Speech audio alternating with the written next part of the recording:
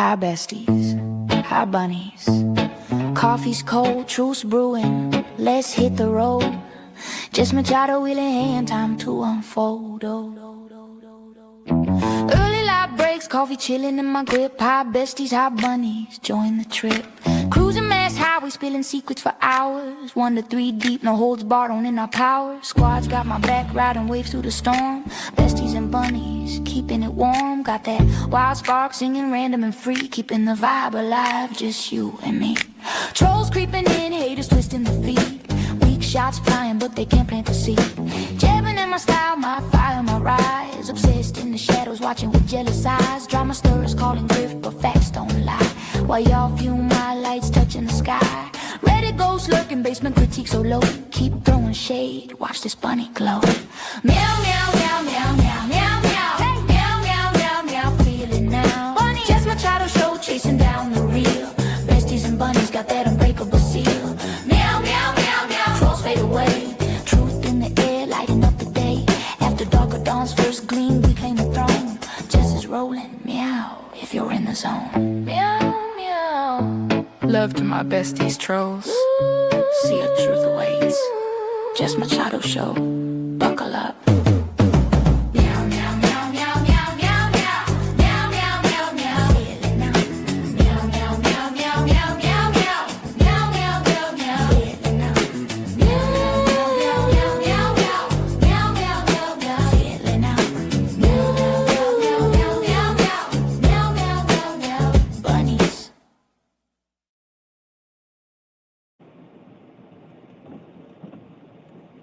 Good morning. Welcome to 24 on 24, which is apparently the #1 rated morning show in Massachusetts, nationally, internationally. It's the #1 show. That's it. The #1 show by me, the #1 show hosted by a girlie in the mornings at 7:30. I don't know. I just like saying that it's #1. How's everybody? I'm down pretty fucking bad, actually. I'm down bad in ways that I don't even really want to get into.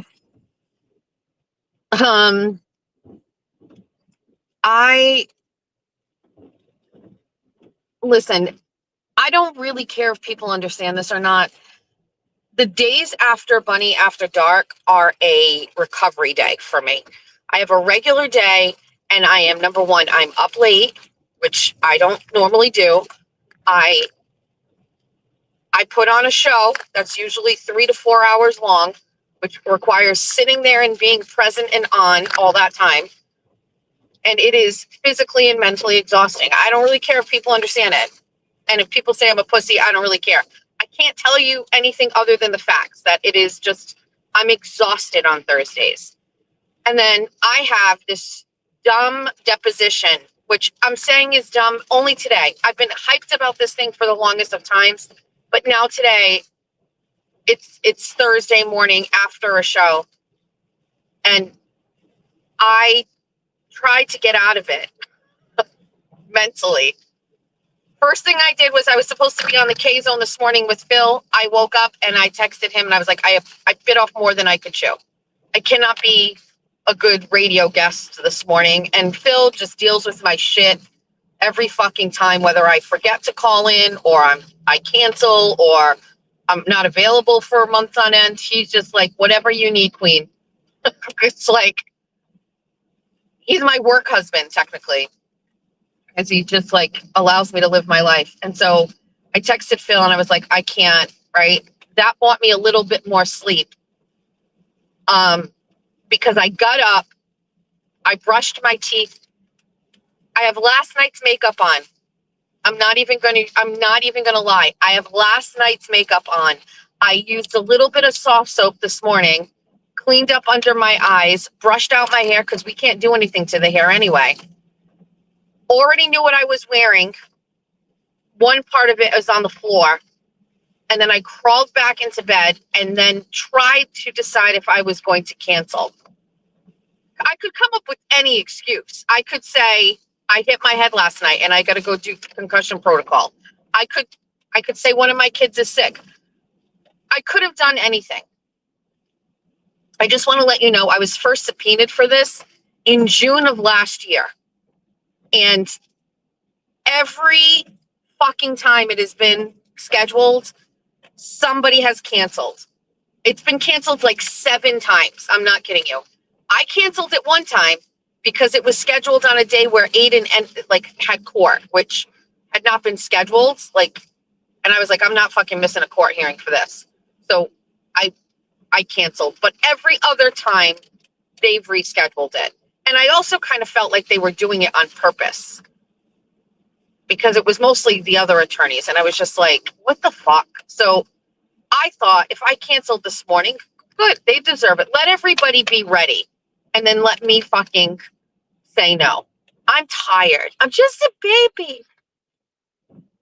But I opened my eyes and I stared at the ceiling and I remembered what I was going to be deposed for.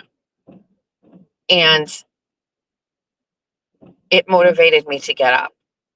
I'm sure you listen every day, so I'll get into it in a minute or two and what I'm going and what I'm doing. But with that being said, it also happens to be 37 degrees, right? It also has to be raining. And I plugged this into my GPS and it's like an hour 45, which it's probably going to be 2 hours. It starts at 10. So I left right after I dropped off Georgia to give myself time.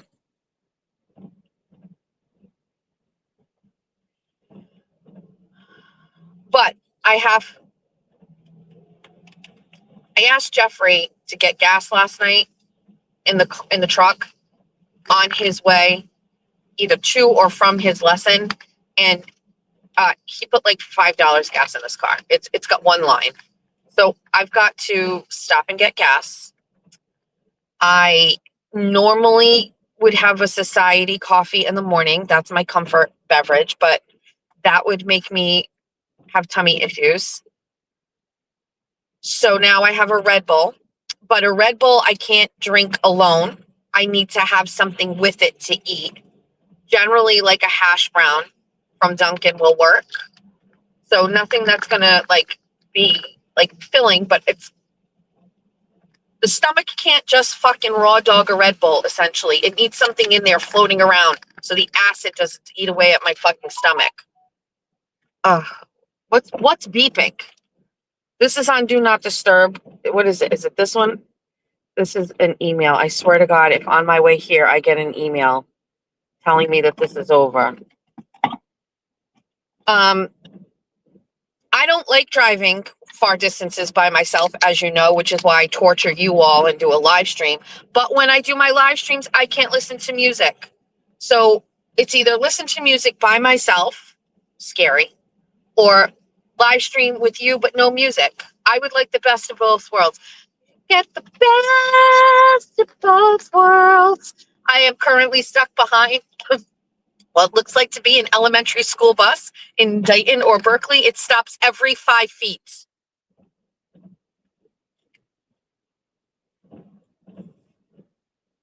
And there's another one on this side. It's also stopping. Look at these parents driving to the end of their driveway in the rain with their kids and then driving back. The end of their driveway. I never. Get outside. Go get wet. Here's an umbrella. All right, let's shut that down. I'm free of the bus. It went the other way. I didn't go to bed until like 12:45. I took 2 ibuprofen because I hit my head and my shoulder while I was getting out of my chair last night. And I thought I was going to wake up and I was going to Liam Neeson wife situation. Like I typed a fucking message on my phone, like telling my family I love them. I do that a lot. I probably worry about death more than I should. I wonder when that fear is going to be release me. Before I left for my trip for Florida, I wrote my kids a note and I left it on my desk. Not hidden, but definitely viewable. And it was I'm so proud of you all, and I love you all so much. Love your mother. Like, just, like, I don't know. So last night I thought I wasn't going to wake up. That can happen for no good reason. But it just means there's a exceptional amount of cancer deaths happening right now, right? Not only cancer deaths, swift cancer deaths, and cancer deaths in younger people. It's just extraordinary. And I sincerely fucking hope it's not related to anything COVID vaccine. I'm not elaborating on that, but because of course I think it is, but so instead of getting straight on 24, and eventually we will be, I have to go the back way because I have to drop Georgia off, but I need to get gas. You ever hear me say that? We're going to get gas. We're going to eat gas. It's from Reality Bites. All right, we're here at this mega mobile station, which is like in Berkeley, which I and my husband going, this is going to be fucking awesome, and it truly is. It's just before you get on Route 24. We're going to go in. We are here. I'm going to leave you all in the car together. I'll tell you about my outfit. Ugh. You know what? We're going to do gas first. Here, you guys can just like watch things.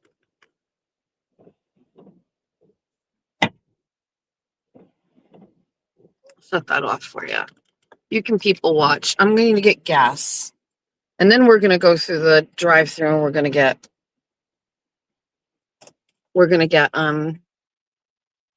hash browns. I need to wake up. I got to pound this Red Bull.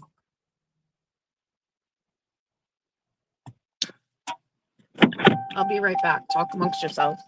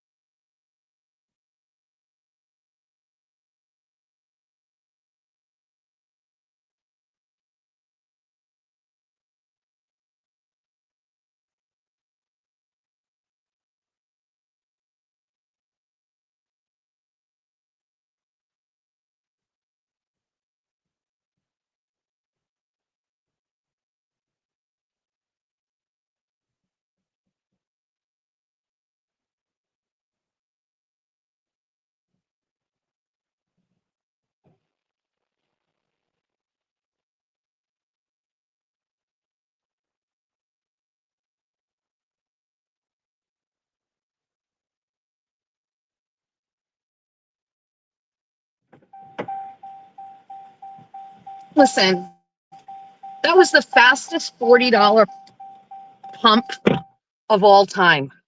How did that go so fast? They got these massive screens. It's like a whole ass fucking kids show playing. Wow. Yeah, I took my receipt. Pay for my gas. Pay for my fucking parking. All right, is everybody okay? How's the chat? I always care about my chat. Because you got 5 gallons only. No, I got 10 and a half gallons, $40. That's literally almost a full tank. I'm just one line from the top. Jeff Machado would never. Wow, Sandwich Public Schools. Pay attention to where the fuck you're going, you dumb fucking cunt. I have no patience for people today. You're going to see how fast. You're going to see.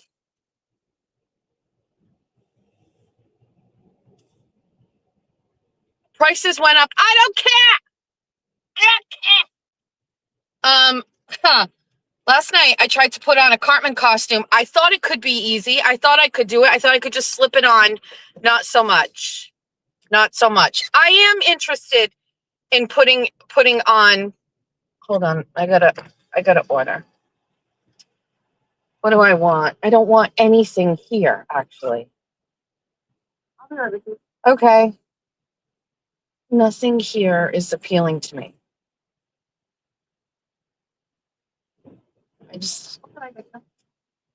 I'll have an order of hash browns. That's it. Thanks. Oh. Where is the better alternative for food in the morning? I am so right now. I'm just miserable. Just turn this off. I need this for myself. I need to bitch and complain for myself. Good morning, Lisa. Don't come in here. Just don't be here.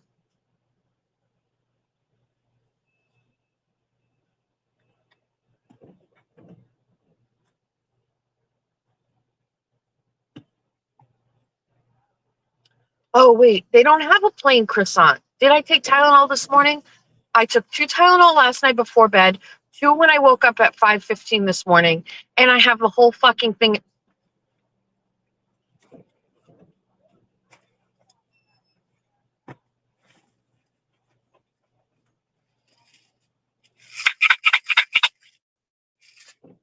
The sound of happiness. Wait, Dunkin' doesn't have plain croissants. You don't have croissants, do you? We do. Plain? Or any with anything in it, or just plain? Plain. Can I add one of those? Know what? Never mind. It's going to be messy. Sorry. Thank you, though. Just going to settle. Just going to motherfucking settle. Thank you so much. No, that's okay. Here you go.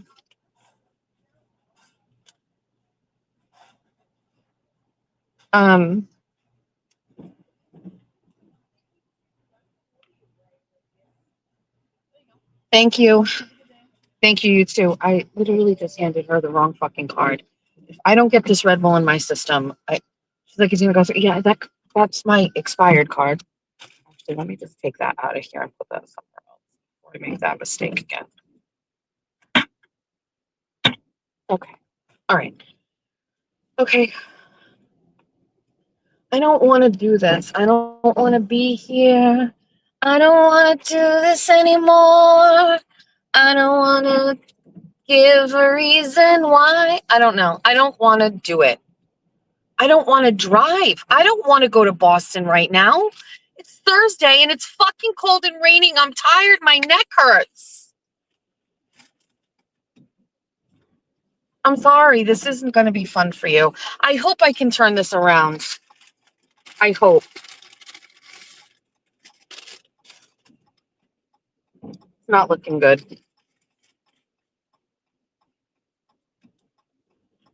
No. You stay right the fuck there. Okay. All right. Okay, I got a hash brown in my tum-tum. I'm feeling a little better. Now I can take like a substantial gulp of my Red Bull. Hold on.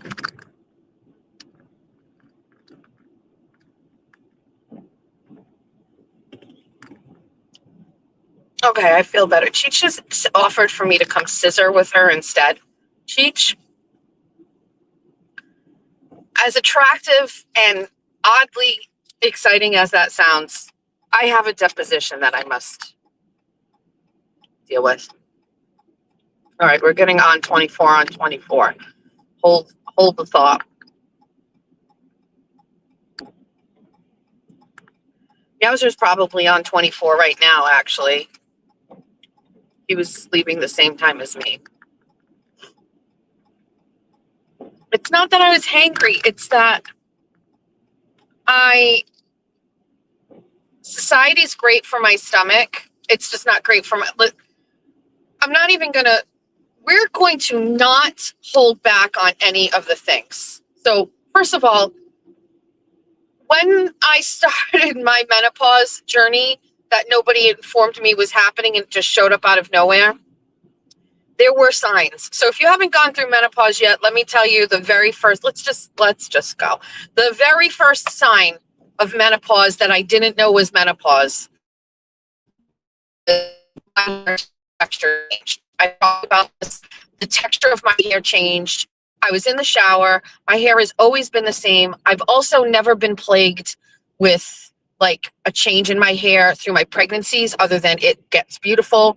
I think, it falls out a little bit, but like my hair has always been like fantastic. My girls all have great hair, like no hair issues. And my hair texture changed. I would be in the shower washing my hair and I was like, what the fuck? Something's wrong. It felt rough and hard, just the way I like it. And I couldn't figure it out. So I started changing my shampoos and trying all of these things. And then it was also like not drying properly. Like it wasn't styling the same way. Sign number one that I never knew. Okay.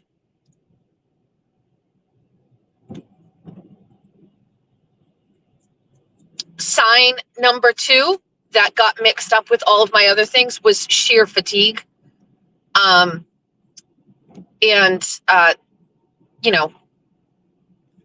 just chalked it up to like going through like bouts of lupus and things like that, flares as we call them. But the next situation was I started to get constipated. I don't have a gallbladder. I had a surgery to remove it because I had gallstones, and essentially everything moves pretty freely in my body because I don't have a gallbladder, and I don't know why. It's just the way that it is. And so I go to the bathroom regularly with no issues, and it's like a great side effect to having no gallbladder, right? But I started to not be able to go to the bathroom, like constipation so badly that I went to the hospital, like, and they had to do an ultrasound on my stomach. Like, then you guys know the whole thing where they told me like, well, you're constipated. And I was like, well, where did this come from? And then I decided to try to manage my constipation by eating fiber gummies and no water. And that caused such bad pain. I was in the hospital again for that. So the constipation was sign number two. I didn't get hot flashes. Occasionally I would get like a tingling in my head, but it wasn't a hot flash. You know what I mean? I didn't get the traditional stuff. So it was my hair texture. It was my tum-tum. And then right around that time is when my skin changed. My skin just looks terrible. It looked dry. It looked saggy. I don't know what happened, but it's a hormonal thing, And then I went to the doctor, and my doctor's like, "Oh yeah, you're not going through menopause. You've been through it. You don't have any of those hormones left in your body." And I was like, "Oh, that explains it. That explains it." Usually another sign is that like you lose your sex drive, but because I'm a whore by nature, that never happened. So I don't know. It's just a terrible situation. Women are just plagued with so many terrible things. It's really unfair. And so I over talk about all of these things with my children all the time so that my girls, because I feel bad for them.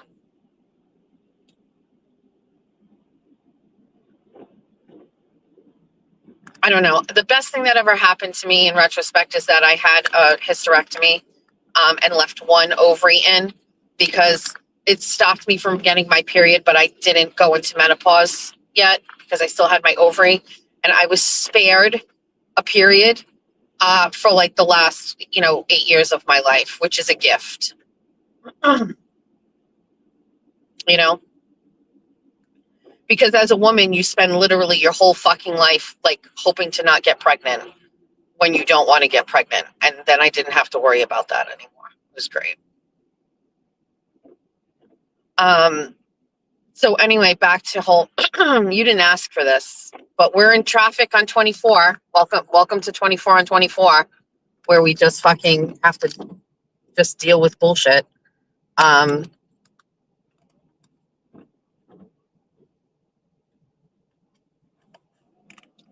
So anyway, to make a long story short, I learned that the coffee at Society just keeps everything going wonderfully. And I drink my coffee, and then usually by the time I end my 24 on 24 in the morning, I go to the bathroom and everything is moving and I'm really thrilled. And I have no shame in talking about that because it's just the reality of my life. That being said, I would have my Society coffee now, and just about the time I'd be showing up to Boyle and Shaughnessy's law offices in downtown Boston, I'd have to do a poopy, and I'm not doing a poopy at a law office. Okay? So we can't do it. So what's our alternative caffeine that is okay on our tummy? Red Bull. However, Red Bull cannot be drank. Red Bull can't be drunk. Red Bull can't be drank. Red Bull can't be drunken. Red Bull can't be dranken. Dranken. Red Bull can't be dranken in the morning without something else floating around in my tummy. There's something about the Red Bull. If it's alone in my tum-tum, it's like, rah, like little badgers. But I need to put something in there. So I'm forced to have hash browns, but I don't really like the hash browns. I wish there was a drive-through with better food. Better food. Like, you know what I would eat with this Red Bull? I would like small, tiny little pieces of steak. Cut them up small. Put like a little bit of a glaze on them, but not a sticky glaze, like it's kind of like dried on there. So I guess like jerky, but real steak. And I would like little steak nuggets. Wouldn't that be a good little breakfast, Red Bull and steak? I'm just telling you, that's what I feel like I would want to eat right now. I would like to eat steak, nuggets of steak. Somebody's open up a drive-through just called steak, and you just get steak in all different forms. Steak on a stick, little steak nuggets, flat steak wrapped in some sort of like a thin bread, just steak. Oh, great. There's a big fucking rig behind me. Pay attention and make sure you stop on your brakes well in advance of my sweet, precious car. I hope you're awake. Turn on 24 on 24. I think there's somebody on this road on 24 on 24 listening to 24 on 24. Meal prep. What part of Jessica Machado sounds like a meal prepper? Barely. No. I just want some steak. Taco Bell, what? Cantina Bowl, what? What's that? That sounds good. Elaborate more. I only saw one comment. Oh my God. Cold steak from the fridge the next day after you go out to a fancy meal. Yes. Yes. One of life's little pleasures. When you go out to dinner and you have leftover steak and you eat it cold from the fridge. Yes. Also, you know what my other favorite thing is? Cold Chinese food. Cold dumplings. And this is a very niche item, but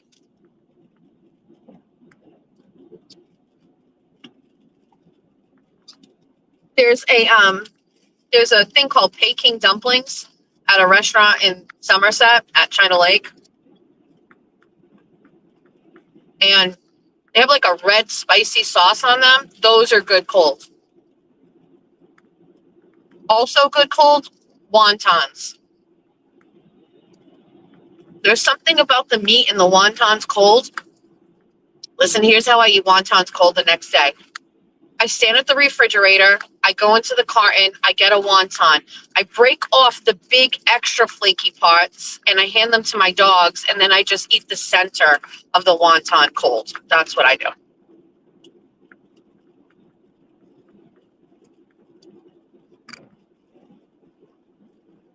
Fried chicken cold. Yes, Karen. Yes. Do you remember when we used to go and drop off film at like a little kiosk, photomart or photomat, and you drop off your rolls of film and then you'd go there and pick it up again? I miss film developing. I miss pictures altogether. We must be doing photo albums again. Just doesn't feel right. Everything is digital on our phones. Do you remember what a big fucking deal photo albums were in the 80s?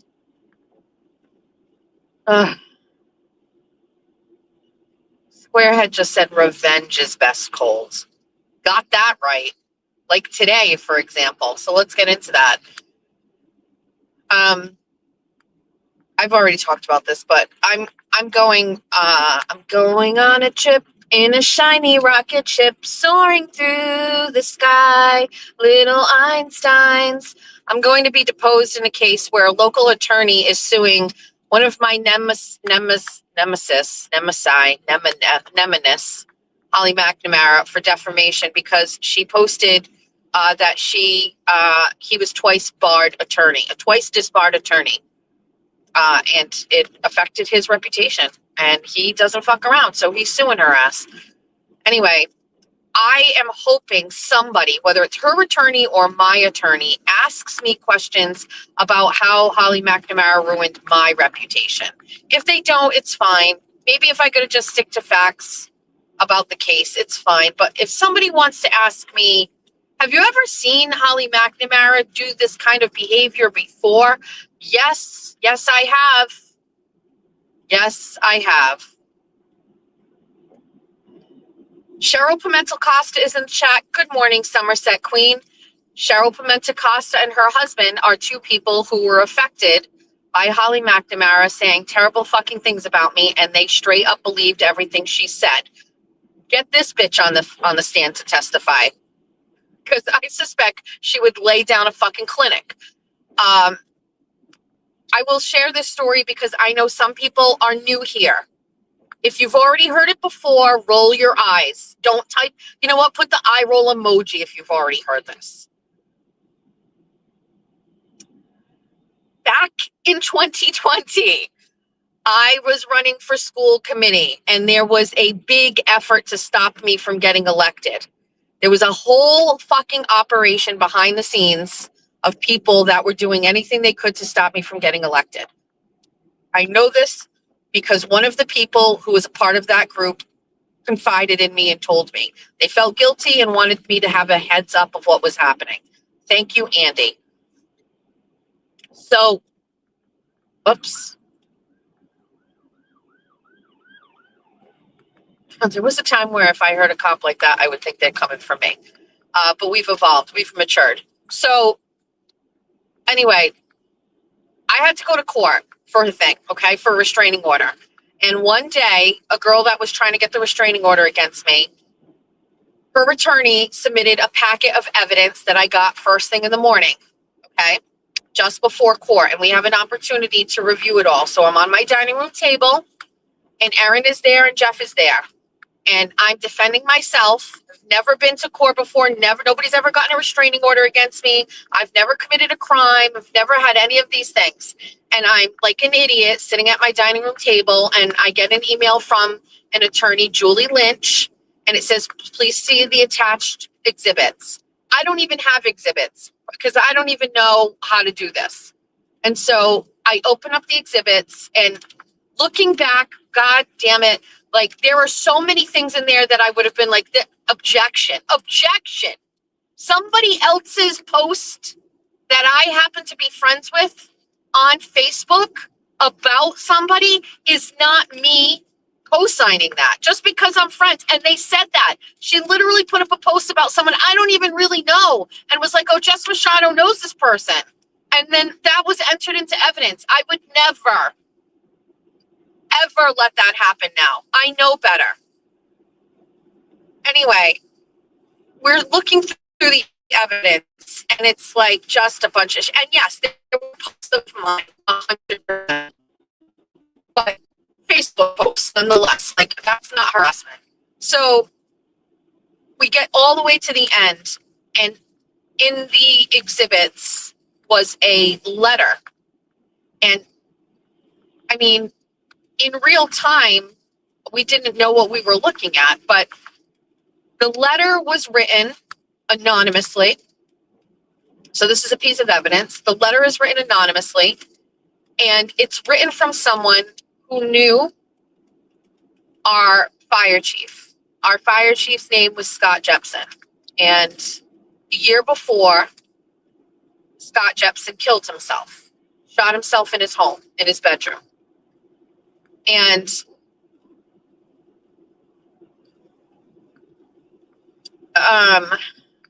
so I knew Scott as a client of mine at Bank of America. He'd come in every other day. And he was very kind. And I also helped him establish some financial solutions when he sold his home. I look back on that all the time and wonder if there were some signs there during those conversations, but it's neither here nor there now.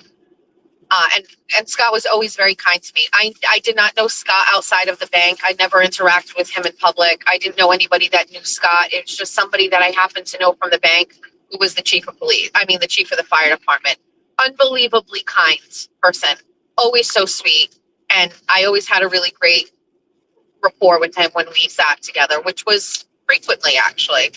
And so Scott killed himself. Inside this packet of information was a letter written by an anonymous person who made the accusation that Scott killed himself because several weeks before he did so, he found that his wife was sleeping with the chief of police, George McNeil. And as we were reading this letter, I know my jaw was on the floor. I could not believe what I was reading. I was not involved in any of the town politics at that time in 2020. I just started and they were trying to stop me. And I didn't know any of these players were like connected in that way. I already had developed my own feelings about George McNeil based on my interactions with him. But the letter was saying like everybody in the community needed to bring this to light and do something about it. Now, I'm not really sure what you could do. Even if that were true, what could be done about that? People were fucking each other and somebody made a decision that it was too much to bear. What can you do? What kind of action could be taken? You know what I mean? I don't know. But I certainly didn't understand what it was doing in that packet of evidence. And I was getting ready to have a court hearing on the phone. It was like on the phone. It wasn't even Zoom. COVID.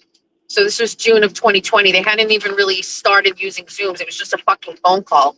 And I didn't have time to absorb it. I didn't know what it was doing there. The only adjacency it had to me was that the woman who submitted it that was trying to get the restraining order against me, she was also having an affair with George McNeil. Or he was getting ready to be divorced, but she had been having an affair with him. And that's confirmed because that came straight from his wife. She caught them together. So why this was there with me, I have no idea.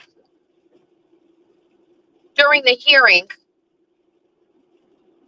Shauna's attorney said that I wrote that letter. And that the letter had been sent to officials and town offices throughout Somerset. It went to the police department, the fire department. It went to the town administrator. It went all over. And I testified under oath that I had never seen that letter until the day that I just saw it. Like, that is the first time I've heard of it, heard of the circumstance, anything. I knew nothing. And I testified under oath that I did not write that letter. Now, because it was COVID, nobody was aware of this hearing. Nobody was in a courtroom. And that whole thing just died. Like, nobody ever talked about that letter again. And I never brought it up because, quite frankly, it's fucked up. Okay? It's fucked up. So, for years, the letter was never discussed, talked about, or anything. I could have posted about it on my socials. I could have talked about it out of the respect for Scott. And by the way, his wife and his son, I didn't say anything about it. I wanted to clear my name, but I felt nobody knew, so I didn't have to clear my name.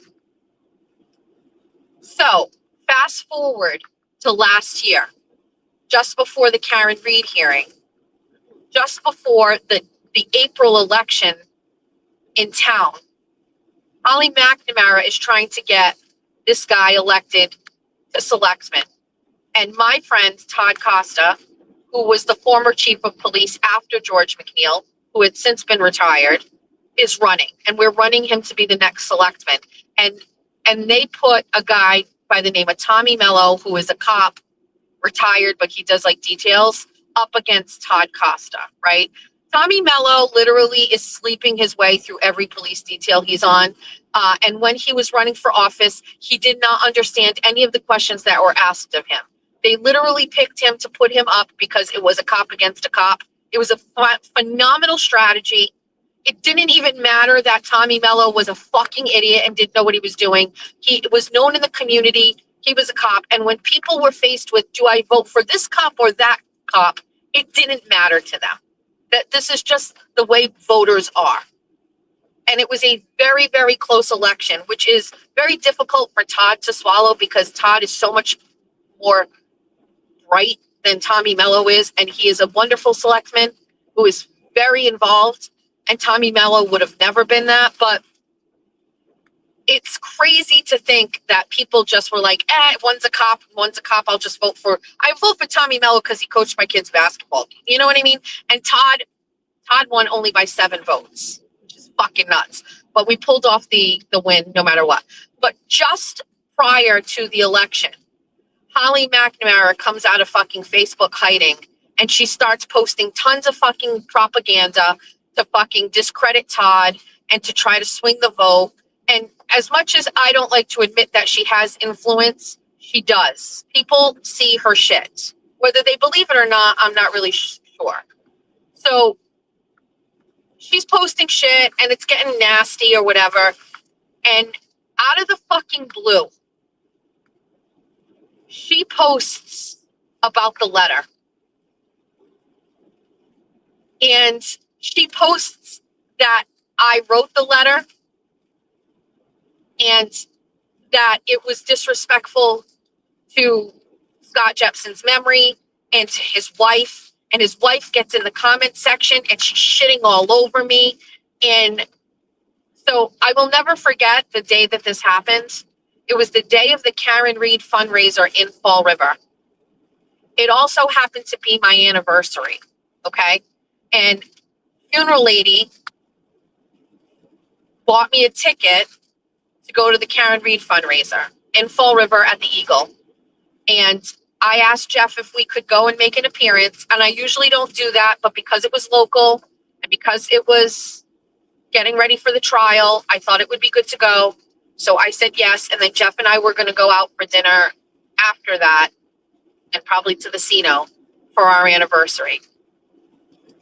And I woke up early in the morning. It was a Saturday to this post.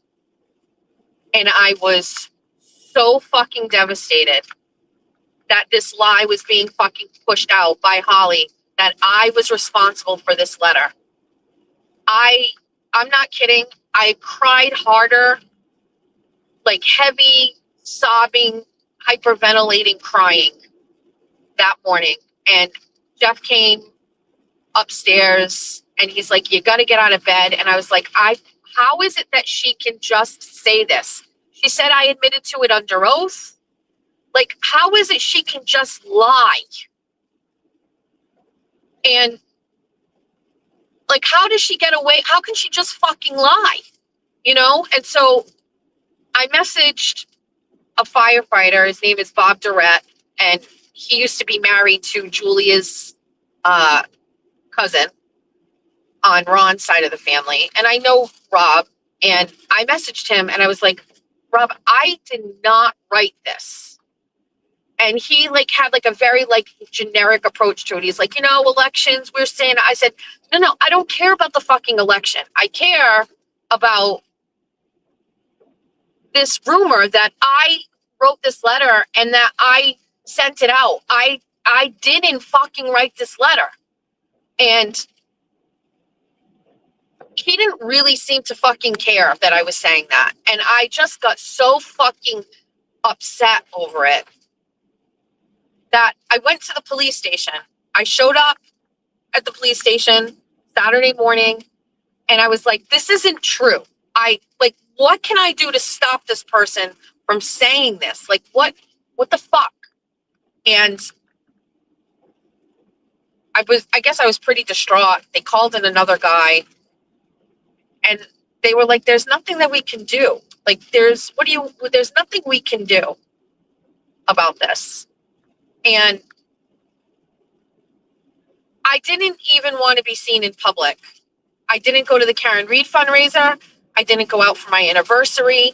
And I started to pull back. I pulled back from being out in public in Somerset because I was fearful that I was going to be looked at as somebody who wrote such a letter and made an accusation and even discussed, I was just fucked up over it. And she could just write what she wants and post what she wants and disparage my reputation in town. She had done that before for years, but I couldn't, I don't know. And anyway, fast forward to several weeks later, I was at a selectmen's meeting. There was something on the agenda that I needed to go to. And one of our elderly veteran community members was there and he wasn't feeling well. And so we called 911 to come and transport him to the hospital. And Cheryl Costa, who's in the chat, her husband was one of the responding firemen in town. And they got him into the ambulance and I went over to him and I've never spoken to him before. And I was like, while you're here, I knew who he was. I knew who Cheryl was. I knew who Craig was. They're very well known in the community. And I just approached him and I was like, I just want to say I did not write that letter. I did not write it. I would never write it. I never testified under oath that I did it. I never did it.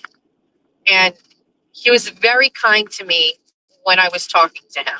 And he made me feel better about the situation. And because he was a firefighter and I believe he has a lot of influence over other firefighters, I felt it was kind of like a sign that he happened to be the responding guy there that day and that I happened to be there and I used the opportunity to talk to him. And it wasn't like, go tell everybody, but I just felt better that he heard from me, and whether he believed me or not, although I do think the answer is he did, I felt better that I was able to connect with someone on the fire department who worked for the fire department when Scott was the chief, who he himself went through the loss of his chief. You know what I mean? I just felt better. And I don't know if that's exactly when or how Cheryl started to change her opinion of me, because they were big Holly believers and supporters and believed all the things she said. But ever since then, Cheryl has been very kind to me and apologized to me, and I really like her. And if you remember the day that the lady showed up at my house, the next day I went over to meet her in the Eau Claire's parking lot. That's the woman that showed up when she was like out of nowhere because she was worried like shit was kind of a little weird. So that's Cheryl. And that's that story. And this is 24 on 24. Thanks for the good guys. Yeah. But so the whole point of today, right, is I don't know if it's the exact statement, but the truth is putting on its a lie is going around the world while the truth is putting on its boots. Is that somebody will know it. But while all of these terrible negative things were being said about me for years, you know, I learned that there was in moments nothing I could do to fix my reputation except just continue to be the person I was and have faith that over time people would know who I really am and understand me and be able to put together that the things that Holly McNamara would say about me were not true and that she's just a terrible person. Like, and that's the thing. There are people who are high functioning that are terrible, hateful, resentful people that they wake up every day and their goal is to hurt others, right? To further their agenda or their political agendas or whatever. Like, I was never going to be the person that was going to take legal action. I felt and had confidence that if somebody ever met me and talked to me, that they would not believe the things that Holly was saying about me. It took me 5 years to repair my reputation in my community. A long time. That's a long time to walk around your town where your kids go to school, and a long time to have to look at people look at you differently or watch people make comments about you online who have never met you. It's a long time. Do I think that I finally got there? Yes. Joe Finglas, on the other hand, attorney Joe Finglas, he doesn't have time. And Holly has done the exact same thing to him, only it has affected his ability to earn a living because he's an attorney. And if people don't think you're an active attorney, they're not going to seek you out. You're not going to get jobs. How do you think attorneys get work? It's from other people. It's from profiles of cases. Like when you've got Holly McNamara in Somerset where you live, and she is a former selectman with a very large following. I say very large following. In the grand scheme of things, it's not a large following. She has 7,000 followers. But if you're a townie, that's a lot of followers. I remember thinking that, how big that was. It's peanuts to me. Outside of Somerset, it's nothing. But you know, she's putting on her Facebook page, she's making videos that Joe is a twice disbarred attorney. That impacts his income and his ability to make a living. And, you know, he's not going to let that continue. He's got to work. He's got to make a living. He's an attorney. And so he's suing her. He's suing her for defamation, and he's suing her for $10 million. And that's that. How I got involved in this case. Last year, as you know, I covered the Karen Reed case, and Holly showed up at it one day. Anyway, to make a long story short, she tried to get a restraining order against me. Failed miserably. But I countered with a restraining order request, and I had 2 weeks to prepare my case, and I was scouring her social media for any evidence. And in my travels on her Facebook page, a video that she had up where she said that Joe was disbarred was up on her Facebook page. I guess after Joe had already sent like a cease and desist to her and this lawsuit had started, it was still up on her page. And so I was aware of Joe's lawsuit. And so I screenshotted it and I sent it to him. And I was like, if it matters to you, this video is still up. And I sent him the screenshot. And then a couple of weeks later, he reached out to me and he asked if I would signed an affidavit saying that I actually saw that. That was my screenshot. I dated it, and I was like, sure. I didn't really know it was going to be anything other than just a piece of evidence. But when he submitted that, her attorney subpoenaed me for a deposition. And so that's how we got to where we are today. I don't know what to expect from this deposition. Her attorney is Boyle and Shaughnessy. Joe Finglas now has an attorney representing him. So he will be there because he gets to ask me questions. So Holly's attorney gets to ask me questions. To ask me questions. Joe has every right to be in the room. I don't know if Joe's going to be there or not. Holly has every right to be in the room. I don't know if Holly's going to be there or not.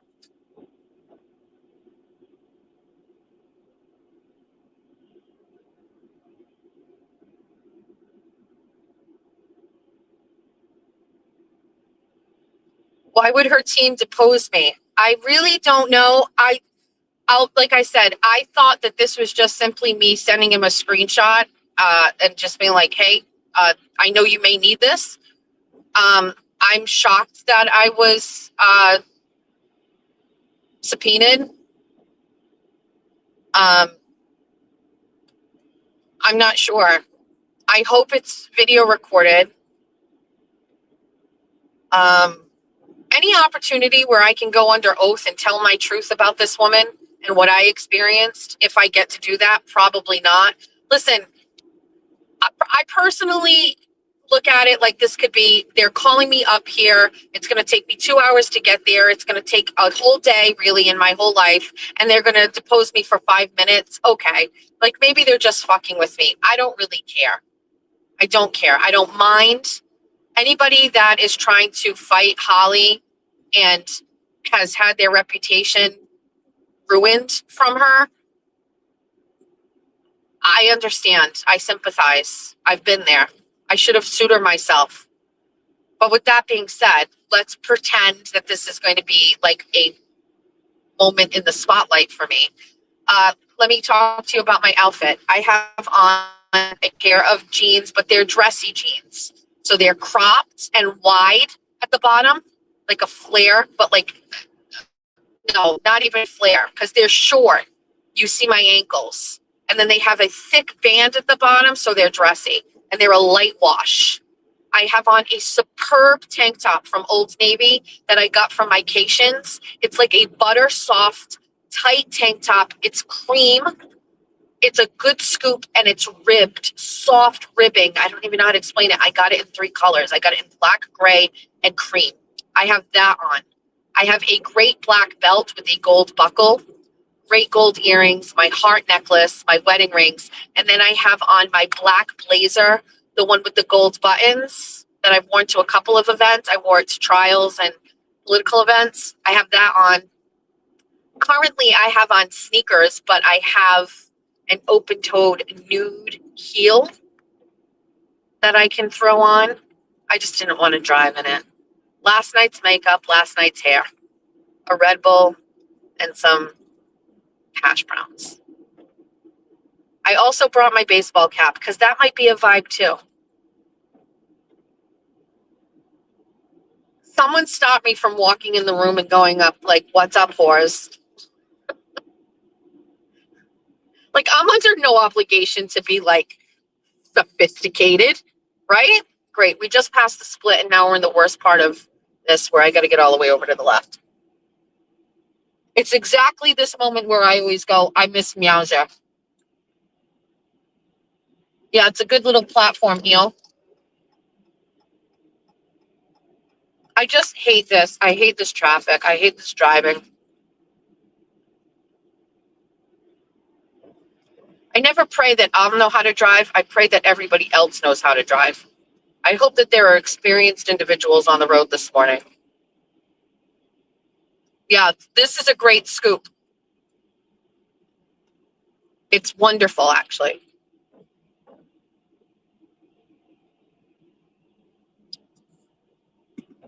Yeah, great outfit. It basically is just like, listen, I don't need to dress up. but it's also giving like casual boss energy. I'm not really sure. I'll take a selfie if there's a good mirror in the bathroom or something like that, but I hope they ask me all the things, Ruby Mean Jeans. Me too. Ask me anything. And what did I say last night on the show? Like, I love it when people ask me questions. Nobody ever asks me questions. A deposition sounds like a dream. I'm not on trial. This is in my lawsuit. Depose me. Let's chit chat. Let's have a conversation. What do you want to talk about? You want to talk about the person that has been a thorn in my side for the past 5 years? Fucking love it. Well, that was a good maneuver. This person just wove right out of 2 lanes. Good for you. What kind of car is this? A Honda? What is that? Why is the Honda letters like that on the back? Ew. Nope. Yeah, like I got all day. You know what I mean? What do you do for, you're going to even ask me basics. How old are you? 50. Look at this face, courtesy of Bay Harbor Beauty. 50. What do you do for a living? I'm a YouTuber and I'm an independent journalist. Leader of my household. Let's go over it. How's it going to start? What are they going to ask me? How's it going to go? Jessica, the firm you're going to is Boyle and Shaughnessy. It's Boyle and Shaughnessy. Like, let's go through the answers to these questions. CEO of Machado Enterprise. I'm tapping into my Dave Portnoy energy when he was deposed. If you please watch it. Go watch the video of Dave Portnoy being deposed. It's fucking amazing. It's exactly how I envision myself being. Like, zero fucks. You asked for this.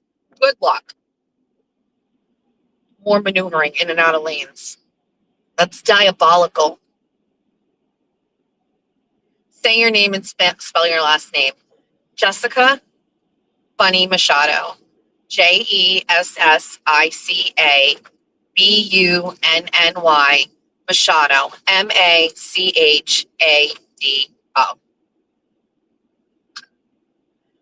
What do you do for work? I am the CEO of Jessica Machado Enterprises, a multimedia conglomerate that dominates the airwaves in Massachusetts and across the country.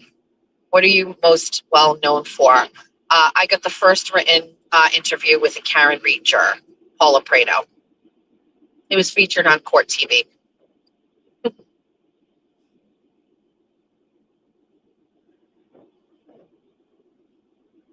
Let's be fun. Let's be funny. Let's be quirky. You asked for this. I will make you regret it. Regrets. They're probably listening to this on their way there now.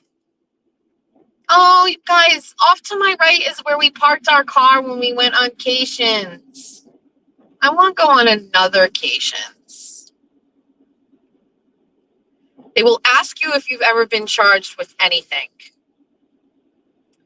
Great question. All right, how do I respond to that?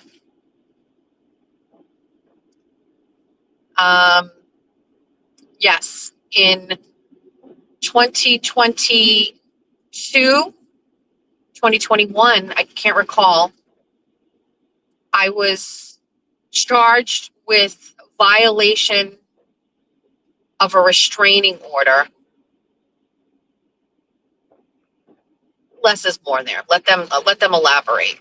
Let them ask me to elaborate.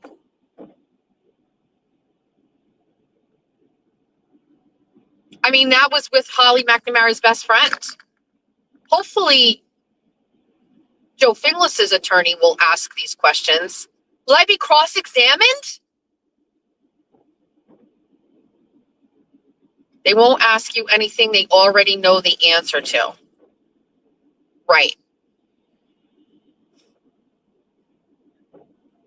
They will want to make you feel bad and look bad. Good fucking luck with that. If that is exactly, you can't. You can't. Will they ask me what kind of mother I was? Like, that's nothing will work. There's no way. This is ironclad. There's nothing, there was no way. And I'm also not intimidated by attorneys. I spent enough time around them. Speaking of attorneys, I am so motherfucking pissed that today is the day for this because your favorite attorney, and I know mine, the one with the BDE, is in Fall River Court today. Tim Bradle is in Fall River District Court today. He is representing a woman by the name of Bronhard is the last name. She is a teacher from the Westport School District who has been charged with assault on a child because she was apparently on video dragging a child, a special education child, by their feet in a hallway, and she got fired. The principal of that school, or the superintendent, I can't remember, resigned because apparently he covered it up. Apparently there was video of it and he saw it and he didn't do anything. I'm not really sure, but I wanted to follow this case. Shout out to my mod, Lauren, who wakes up every day and checks the court cases in Fall River. TT will know about it. It's her courthouse. Let's call TT. Let's call TT. Wait, this wants me to stay here. This wants me to get on the Furnace Brook Parkway in less than a mile? How do I? Oh my God, it wants me to, no. That wants me to get off there because of traffic. I don't want to do that. I'm just staying on this. That happened with Erin and I when we went to the Wilbur, and I'm not taking that bait. We're staying right here. Look, they open up that lane. I've never been this way in the morning. That left lane is open. It's full of traffic. So anyway, I know we're going into Boston, so I don't need to take that little exit. I will not be deceived. We're staying right here, but we are going to call TT and tell her Tim Bradle is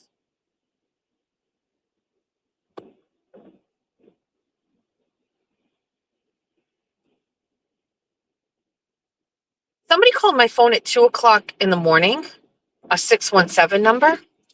What? I didn't even see that. Hold on, let's call TT and tell her Tim Bradle is in court today. She should go over and introduce herself and tell him.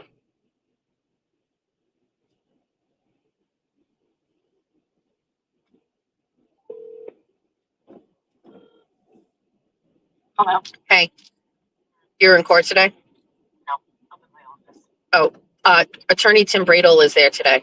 What is it? Attorney Tim Bradle is there today. I can't hear.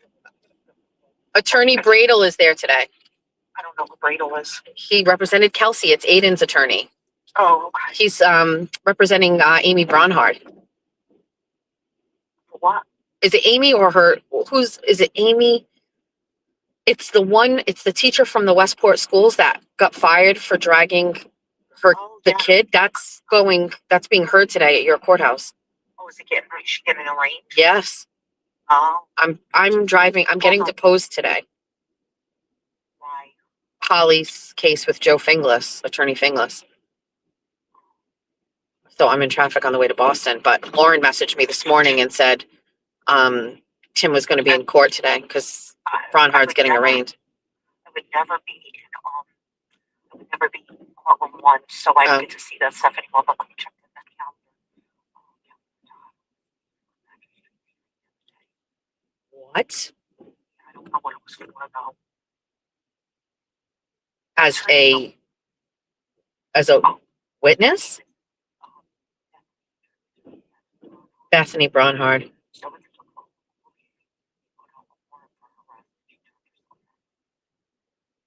Yes, that's what I was told. Yeah, I was told. What's her face there? You don't know?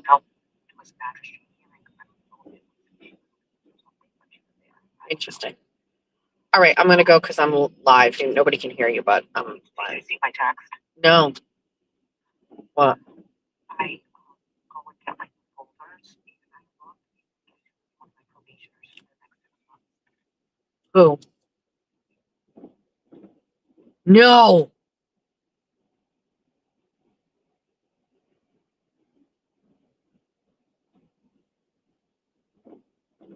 Oh my God.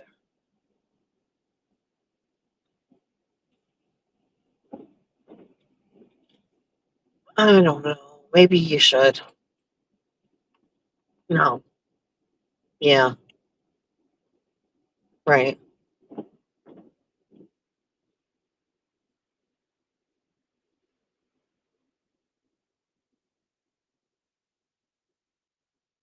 Oh my God.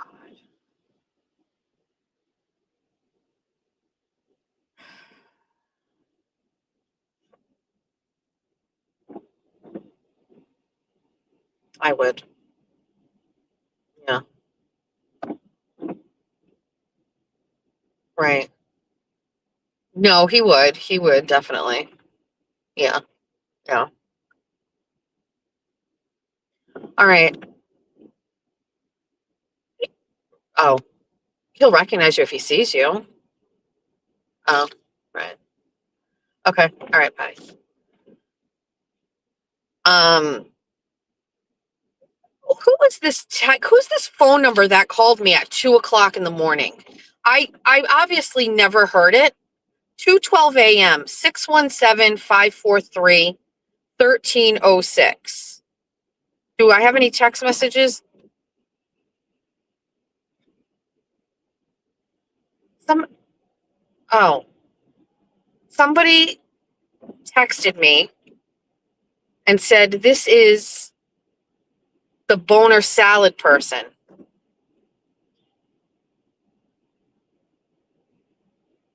He's the worst person on the internet, and that's his sister. He pretended to be his girlfriend. This what? We're gonna have to talk about this at a later time. You can't call me at 2 o'clock in the morning.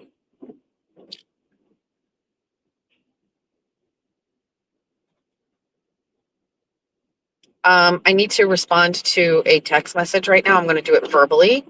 So just hold on. I am in terrible traffic. That needs to be attended to. Good morning. I'm sorry to hear that. Wait, let's start that over. I'm not ready for that. Let me just start this voice memo over. Good morning. I am currently in traffic on my way to being deposed. I didn't do anything wrong, if it matters to you, but I am a witness in a defamation case. That sounds worse than what it is. Some things never change. So I will call you when I am done. I don't know when that will be, but my deposition starts at 10 a.m. and I'll call you when I am done. Attach that. Send that message. We're responding to text messages. My bestie also, hold on. Let me record this message. Thank you, pal. I appreciate you, and I will let you know exactly what happens when I am done. Thank you. Love you. Bye. That's my friend Jeff. Coach K Swizzle. You see him in the chat sometimes. I love Jeff. It's one of my favorite people in the world, actually. My mod Lauren messaged me, but I already responded to that. All right. Let's see. We have tons of other messages while we're stuck here in traffic. We're barely moving. Let's get to these. What does this one say?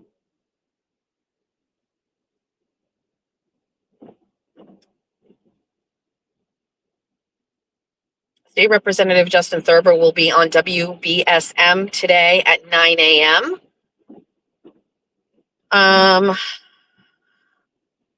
And this is the political chat. I can't get into that. What? I can't believe somebody's beeping the horn telling somebody to hurry up. Hurry up to where? It's fucking traffic. Okay, we're done with that. And now let's check our emails. And hopefully there isn't a message saying that this is canceled for today. If that's the case, then we turn around and we go to the South Shore Plaza and we go shoppings. Let's go back to the beginning. Let me talk about something else here for a second. So this, whatever, it's my show. I can do whatever I want. You don't have to be here for this. So we are hosting a town hall event, and we did it last year for the first time, and it was great, and it's well done. 4 years, the Democratic Town Committee, which a lot of people didn't even understand what it was and what it does, was basically running shit in our town. They were getting candidates elected, they were doing all the things, and they were holding a candidates night where everybody goes on the stage who's running for office and you answer questions. The only problem, dude, this car is an old man. He's an Uber and a Lyft, and he's just driving slow. And this woman, it's a woman in a BMW, and she is being such a fucking cunt, yelling at him. Oh my God. Oh my God, I wish you guys were here to see this. We are stuck in traffic. Like, you're not going anywhere. Look. Okay, you're not going anywhere. Like, we're, right? So here comes the car. It's Subaru. It's coming up on my left over here. It's a white Lyft and Uber. See, he's driving normally. This lady is losing her collective shit on him because he doesn't speed up fast enough. She's screaming at him. Wow, that's great. Anyway.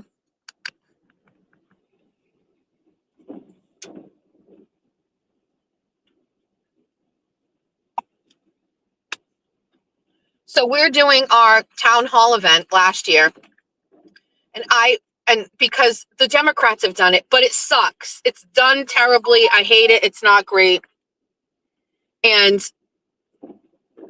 so we're like, I'm like, when we start our Republican town committee, that's what we're going to do. We're going to do a town hall event, and ours is going to be better. And our first shot, we did it, and it was 100% better. It's great. And okay, you like watching the traffic? Here you go. And so let me get you up a little bit so you can see. Hold on. I don't know if you can see it well. So anyway, we do it and it's great. But I call like the school and I ask everything and they need, and they tell me that we need a police detail. Anytime you have an event like that in an auditorium, you need a police detail. And I was like, okay. So I call the police department. How does this work? And they say, well, when do you need it for? And I say this date. And the event technically is from 6:30 to 8:30 or 6 to 8. And they say, well, there's a minimum 4 hours. And that's like standard, right? So I'm like, okay, that's no problem. So I think it was $60 an hour. And we had to pay 4 hours. So $240. They send the cop. He shows up at 6:30, a little early, or 6 o'clock, but he's there a little bit earlier, and then he's done at the end, and that's it. They send us a bill, and we pay it $240. This year, I message them again, and I say, hi, we need a police detail, and the woman from the police department goes, sure thing, well, we've had some changes. I'm going to send you the order, but the collective bargaining agreement for the police department has changed. And I went, okay. And she goes, it's more money now for a detail. It's $69. Fine. It's $10 more than it was the last time. Minimum 8 hours. 8 hours. I need a police officer in the auditorium for a 2-hour event, and they want 8 hours paid at $70 an hour. I need to pay $560 fucking dollars to have a cop stand at the back of a room where there is no problems whatsoever. I've been to every fucking event that the Democrats have had, and there's been no problem. But we've got to pay for an 8. Who allowed this collective bargaining agreement to get approved, where cops are getting a minimum 8 hours for a detail? I love the police. I love that. And believe me, I certainly don't think a police officer should get paid for 1 hour at a detail. Like, give them 4 hours. Give them a block. You know what I mean? And if you need 5 hours, you got to pay for the 8 hours. 2 blocks of 4. That makes sense to me. I totally get it.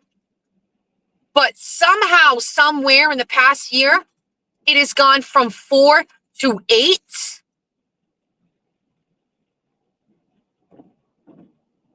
Are you fucking nuts?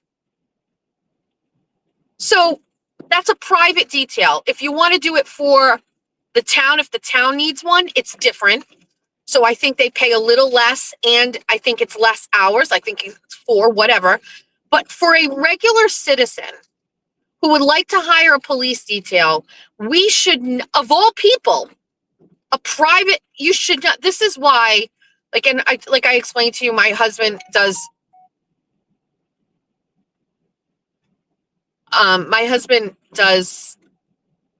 commercial fiber installation project manager. Whatever, I don't know. When there are new buildings that go up, my husband outfits that with fiber. He designs it, and then he has a team that comes in and executes it, right? And he does that for whether it's a new apartment building, new banks, or even existing buildings and banks that want to upgrade to like a better fiber situation, right? My husband does that.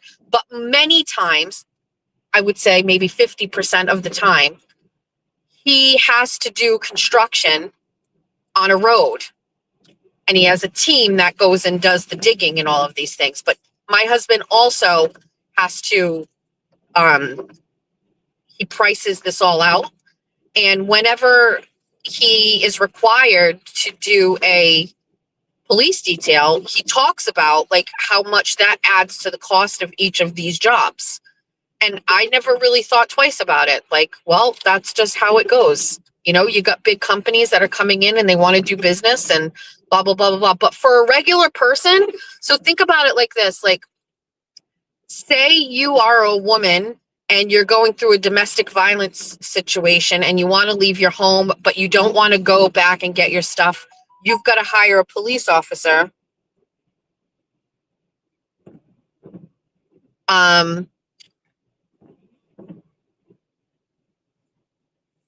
You have to call the police department and hire a detail, and say you only need an hour to go in and get it. You've got to pay for 8 hours. Where are you coming up with the $560 to go to your house and get the stuff? You know what I mean? Like, it's crazy to me. Hold on, I have some updates. Maud Lauren has texted me and said, the Bronhod sister case is different. Oh, 2 separate cases. Tim's in for the murder. Oh, there's a murder. And then Bronhod sister. Okay, I'm sorry. There was a murder in Fall River. Tim is there for that. Kevin Aguiar is, look at all of the fucking tea I'm getting. Kevin Aguiar is the principal that resigned as a result. Oh, no. Okay, because we're in a tunnel of sorts. Hold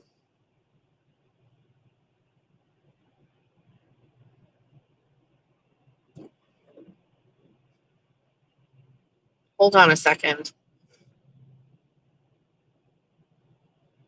Let's go back to the beginning. I got sent something and it won't download because my phone sucks. Hold on, let's see if it comes through.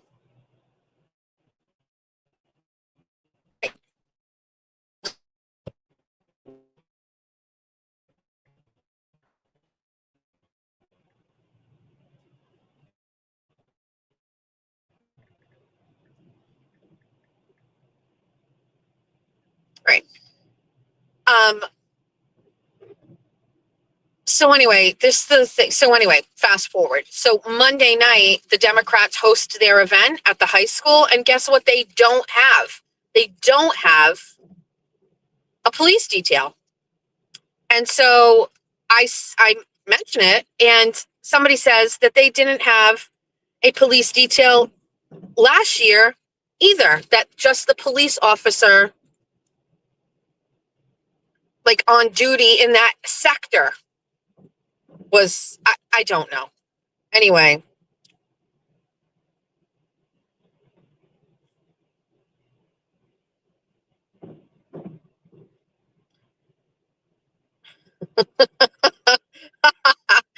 Oh, Kimberly has some questions about last night. She doesn't know if Pat Ford is fucking with her.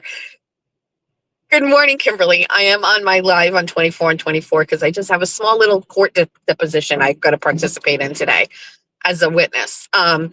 No, I can't tell if Pat Ford is fucking with us, but he's my new mod and everybody loves him. I think it is a ploy to destroy me and dismantle everything that I have built, but I am just going with my heart at this point. And so this is a very funny post, and I don't know the answer to this. Poor Kim. She's like, I can't tell what's going on here. Pat Ford posted, "The three of us against the world. Please reach out to Jess. She had some head trauma last night, and we want a professional to make sure she's okay. Thank you, Queen Kimmy." Because Kim said, "Oh, this is a dynamic trio, watch out world." And it's at the top of the social chart. It's me, Patrick Ford, and Kim. Listen, I don't make the rules. I just decide with my heart. I'm just a baby.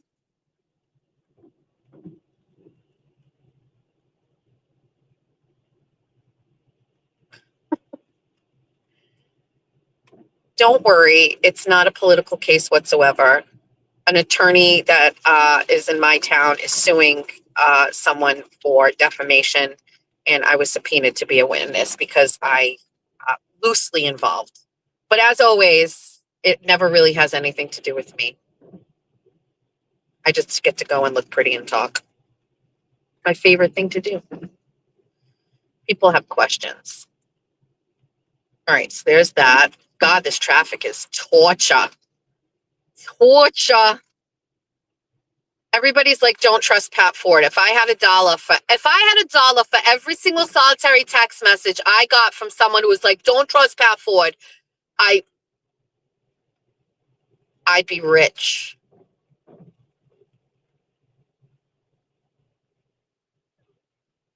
Hold on, there's that. I have so many messages.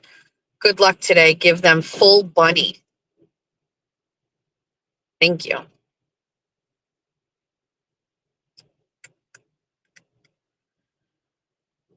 All right, so that's Richie Rich.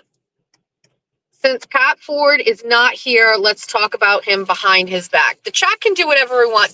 Can I just say something? Isn't the chat better without Cyber Chick? Did we even really need her? I don't think we needed her.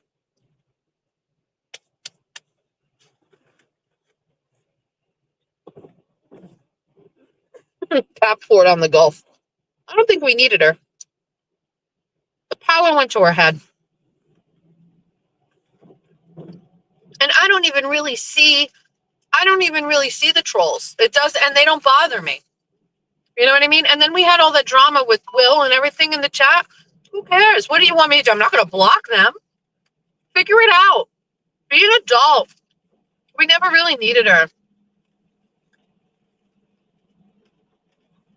Does Pat Ford really want Aiden in jail? I don't think so.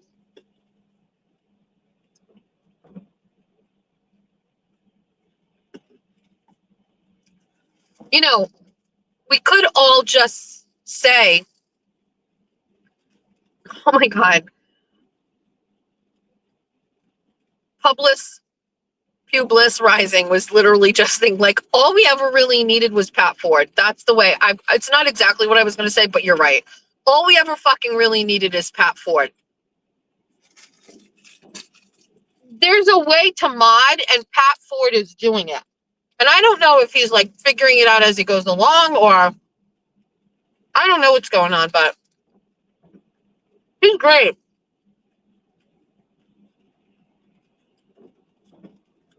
He's great. Some suspicious driving going on ahead of me, and I'm just watching a car here that's being a little strange.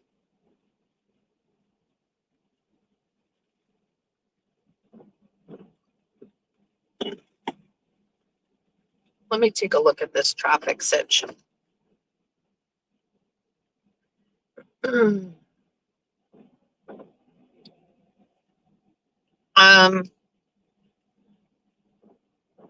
Stay on 93 North for 6.7 miles. My ETA is 9:20 p.m. So I'm 24 minutes away. That does not sound right. That would get me a half hour before my deposition, which gives me time to try to find parking. I vaguely remember parking inside the building, like, I think last time. Underneath or at a hotel? I don't know. Figure it out. How am I only 24 minutes away? It doesn't feel like it. We'll see.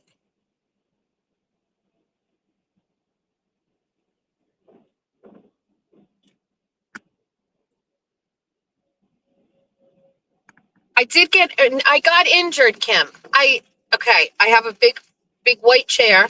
I was at my studio and it's in my home office now. The rug that my chair was on at the studio is like some synthetic shit made by a bunch of fucking Chinese kids that like haven't seen their parents for weeks because it's slave labor. But the rug I have in my house is actually a nice rug. And the chair doesn't really move on the rug. Okay. And I don't know what your home office situation is like. And by the way, it looks gorgy. But I'm in a bedroom and I've got a long table.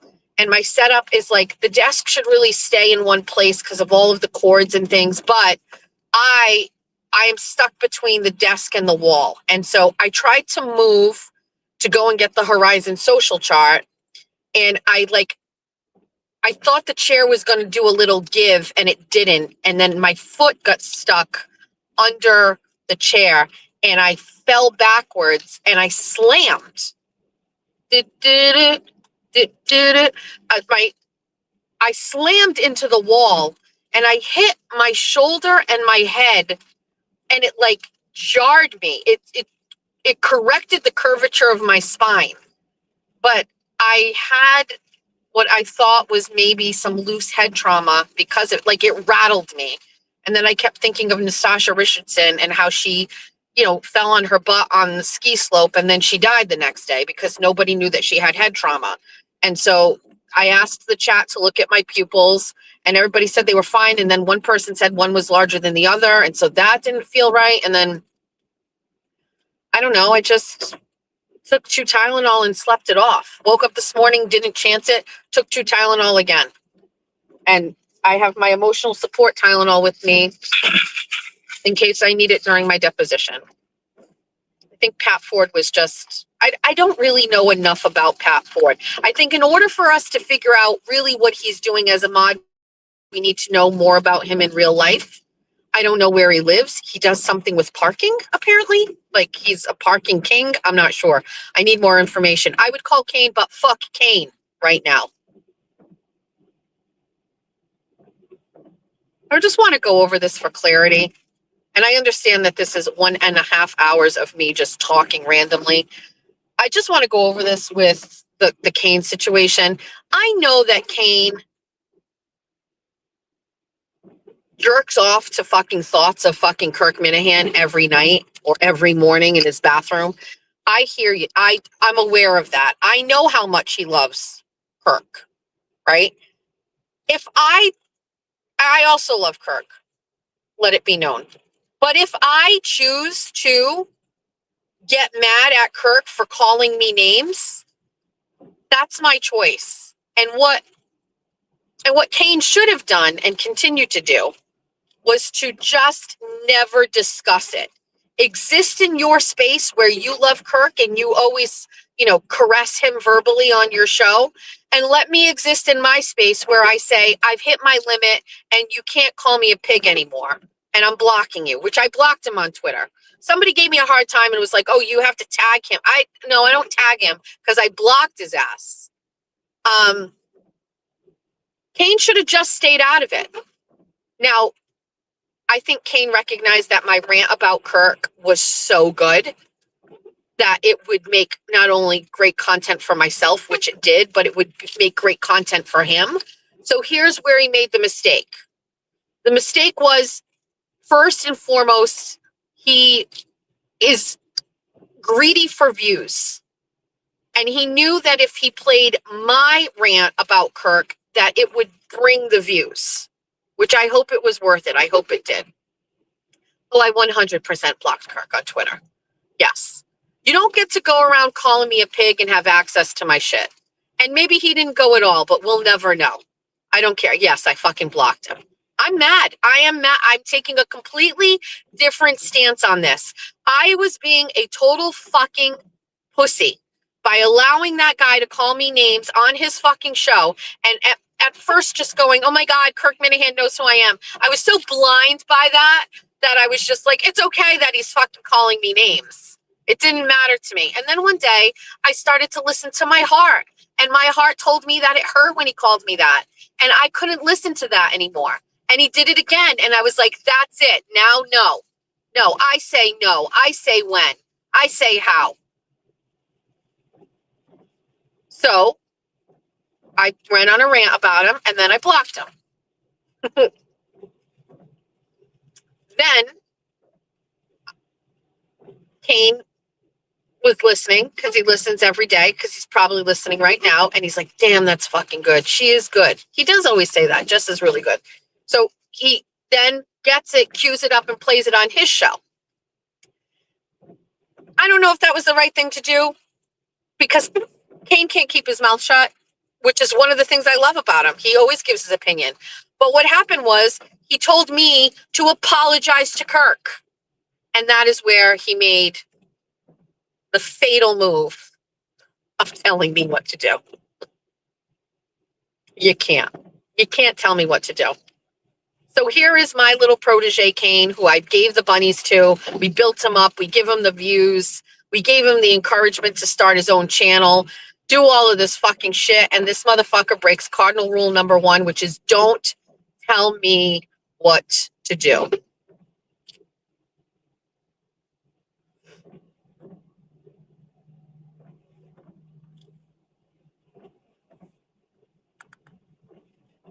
Hold on, we're just got a little traffic sitch going on here. Might have to make a maneuver myself. Where am I going to park?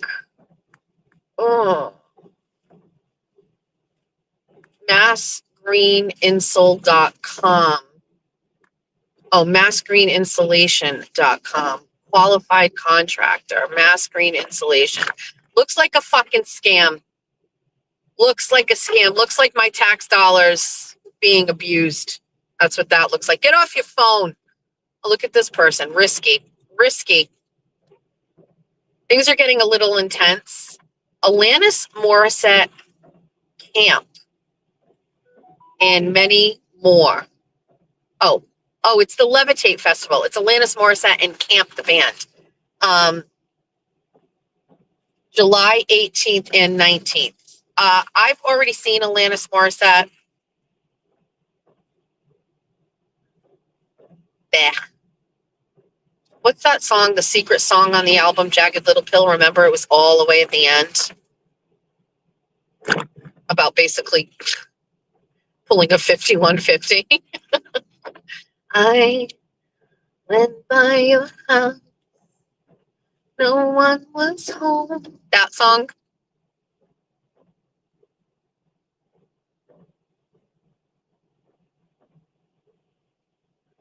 Oh, there's a sign and it says, Jesus, I trust in you.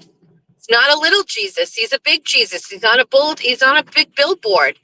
Jesus, I trust in you. Can I be honest with you? Jesus is not my preferred person to talk to. I go to the big man. I go to God. I know Jesus is his son and everything like that. But is it just me, or do I just don't like Jesus as much as I like God? Like, if I need help, I'm not talking to Jesus. He's just a baby. I talk to God. God is the one. He's it. Like, Jesus fucked up sometimes. No, Jesus is not God. No, different people. Different. It's the Holy Trinity. It's Father, Son, Holy Spirit. The Holy Spirit, don't get me started on that. That is just a thing. Don't worry, it's different. But I don't know. I just don't go to Jesus as much as I go to God. That's how I feel about it. I know God does not want me talking shit about his son. I'm just saying, like, if you're putting a bulletin board up, right, you can't say God because you don't have a picture of God. We don't know what he looks. I know what he looks like, but you all know what God looks like. You all have your own thing about it. But I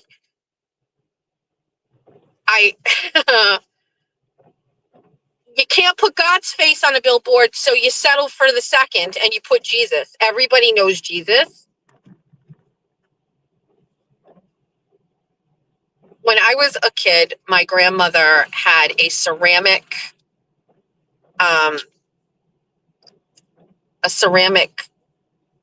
wall hanging of Mary holding a baby Jesus, and they were black. And I remember asking her about it, and she said that Jesus in all of the pictures we see is made to look white because of us, and he's actually really black. He's dark skinned. And so this thing hung in my grandmother's bedroom, and I was very young when, in my mind, these pictures of Jesus, white Jesus, are not really Jesus. That Jesus was not white. So my grandmother basically influenced me in that respect.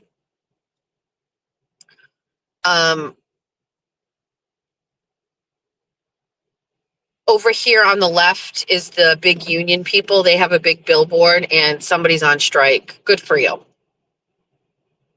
I'm sorry, I just don't like unions. Unions in the beginning, necessary, yes, to stop people from dying in fucking sewing machine mills in New York City. But unions today, they're just political fucking mafia. That's my take. And it's gotten out of control. Oh my God, fix the holes on the highway.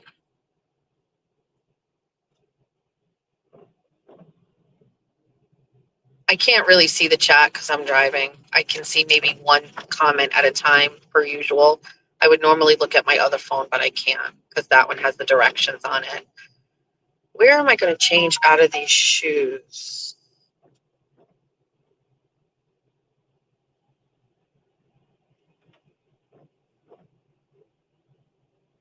Hold on, let me respond to this message. How am I only 14 minutes away? It doesn't feel like it. I went by your house.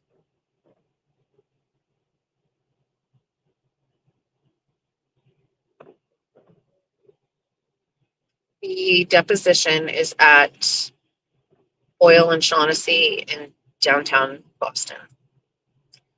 And it's at 10 a.m.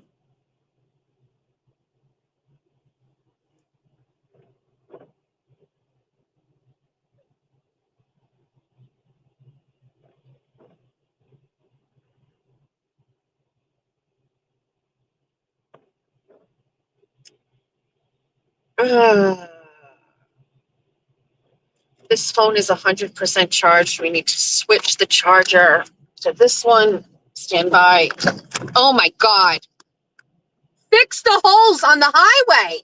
This is the last place. You can't maneuver. You can't go around. That's inexcusable. Jesus. I'm actually fucking annoyed with that.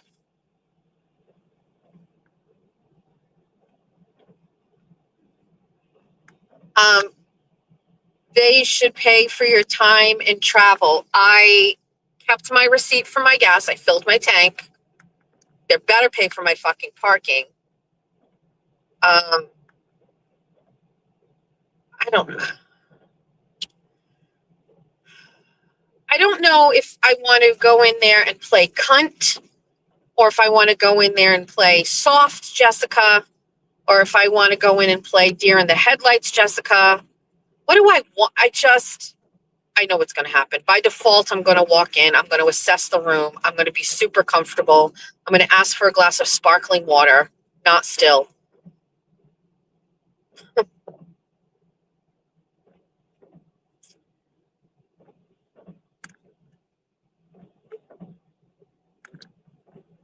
My husband told me, in case anybody's interested, I'll share with you, because again, fiber project manager. All of these new apartment buildings that are showing up everywhere, many of them are,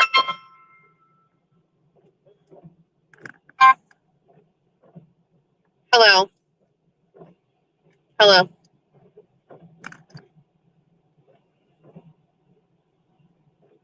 Mhm. Okay, got it. But that wasn't a bill collector. That was, I have to do something for my health insurance.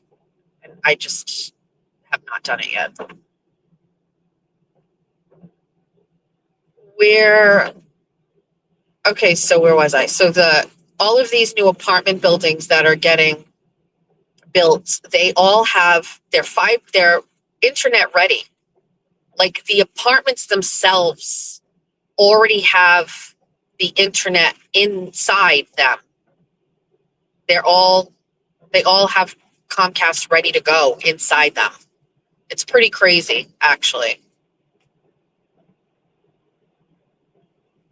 All right, we're getting to the point where we need to focus a little bit, because we are actually getting to Boston. So we're going to be making our way over to our right-hand lane.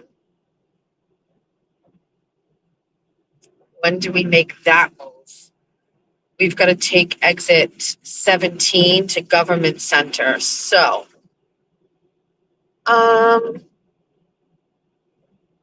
we will make a move on a Sunday morning. Outside, I see the rain is falling. Oh, inside I'm slowly dying. The rain won't hide my crying, crying, crying. And don't you know my tears will burn my pillow? Set this place on fire, 'cause I'm tired of your lies. All I needed was a simple hello. But the traffic was so noisy that you could not hear my cry.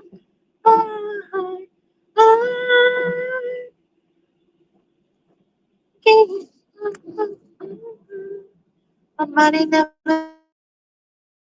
my heart never knew such pain. And you leave me so confused.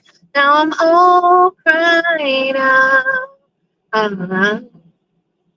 over you. Oh, you, all over you. Never wanted to see things your way. I had to go astray. Oh, why was I such a fool? Now I see that the grass is greener. Is it too late for me to find my way home? How could I be so wrong, leaving me all alone?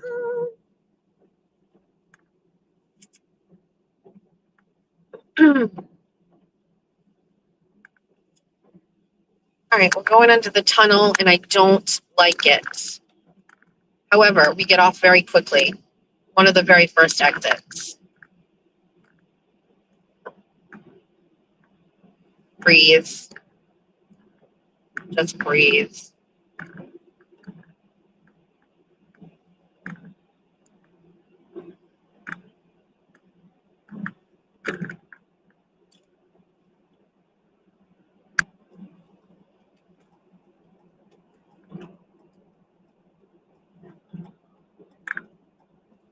Breathe.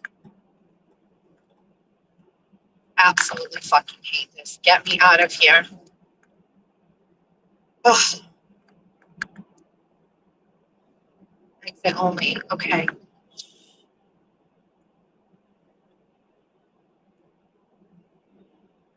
Speed 45 miles per hour. Are you out of your fucking mind?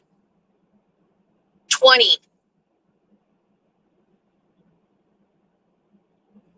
Just where's my exit? Get me out. Get me out.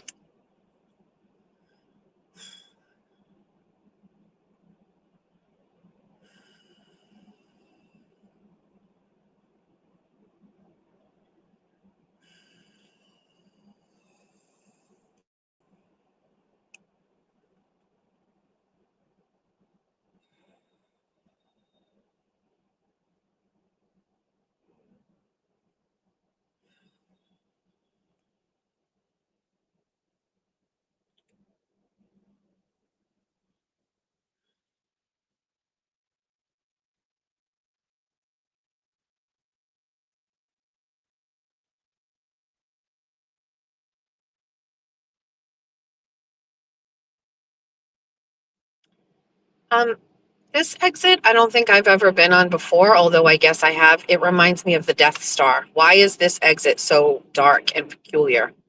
And it has, I don't like this. I just don't like being underground like this.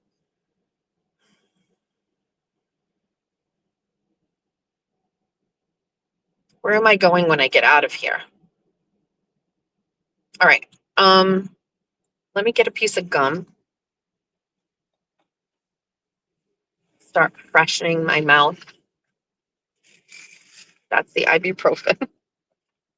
While we're stuck in traffic underneath. All right. My gum of choice is Icebreakers Grape. I know it's very niche, but it's a really good flavor.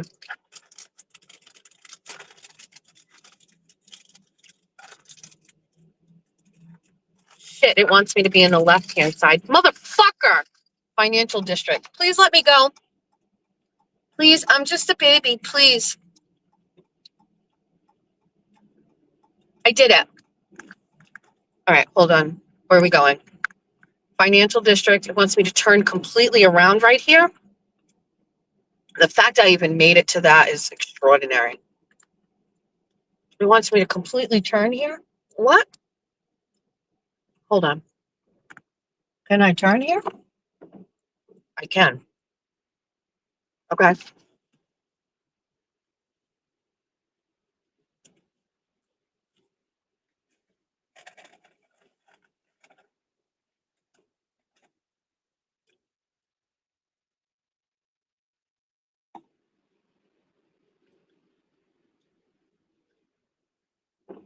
Time.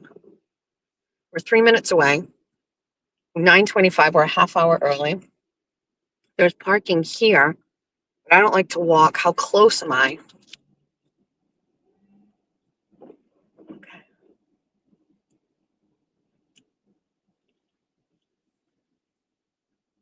Taking a right onto Broad Street,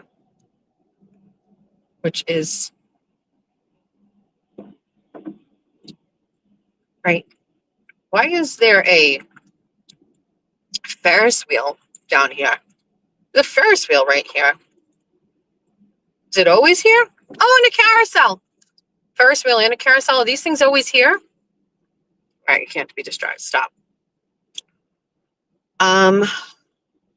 Stay straight.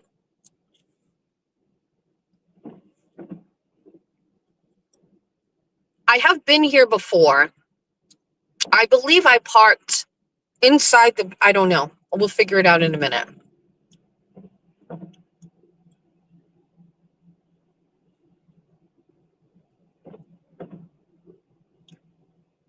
One light, two light. On the third light, take a right. Here's the one.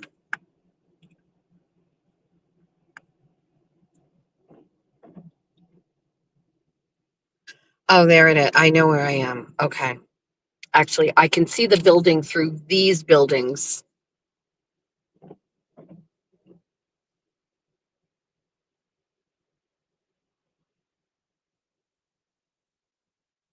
Let me just get a little bit closer.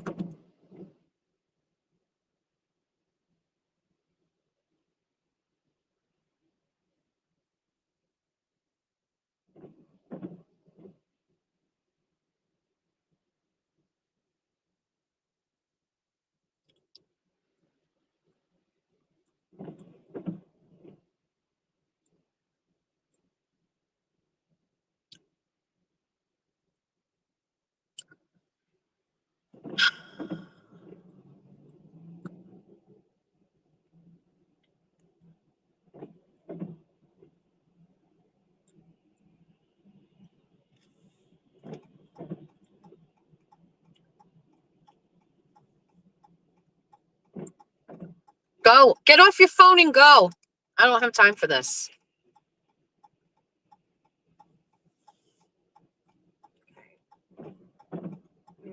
This.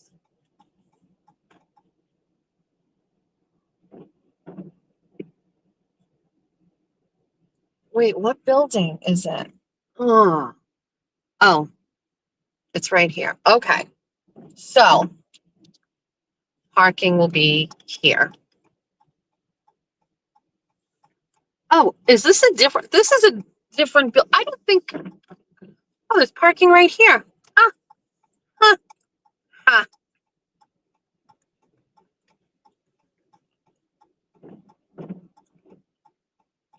Where?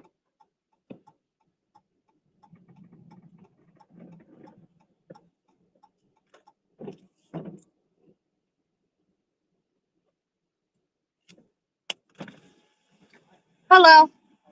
I'm okay. I'm from out of town. I need to go to Boyle and Shaughnessy. Wait. Boyle and Shaughnessy. Oh, Is that water- building right yeah, there? Yeah, exactly. Okay. Yeah, how long do you think they're gonna keep you there? I'm being deposed. It could be a couple of hours. About $40. That's okay. That's okay. Yeah. Yeah. Where do I park? Is it Right going to be here. right here? You already parked there, so you pay when you come back. I leave you my car? Yeah. Who's the key though? That's okay. Is that okay? Why? How else? How else would I do it, right? That's right. Let me give you a ticket. All right. I'm going to need a second. I need to change my shoes. Should I pull off to the side a little bit? Well, let's do that. Park. Okay. I just need a minute or two. When you're ready. Okay. Thank you.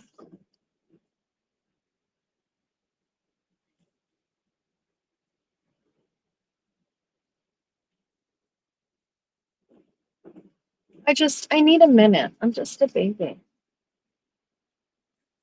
Am I paying you now or when I come back? When I come back? Okay. All right. We need a minute. This is fine. There's parking here. I'm literally around the corner. So I'm early. All right. Stand by. Perfume. There's that.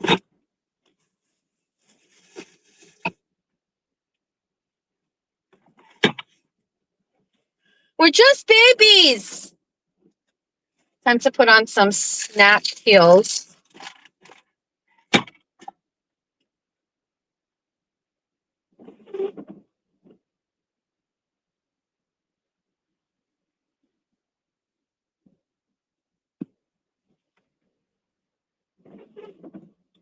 Do I keep you guys with me? Like, right? I feel like I keep you with me while I walk into this place. I can't keep you. I'm gonna try to throw my sneakers in all the way in the backpack. Done. These heels have like a.